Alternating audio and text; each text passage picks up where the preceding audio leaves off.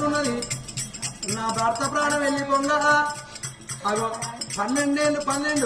24 ఏళ్ళు గడిచేదాకా నా కొడుకులకు తొడ మీద అటువంటి ఒక రోమాలు ఉట్టి మూతి మీద మీసాలు ఉట్టేదాకా నా జాడే చెప్పకుండా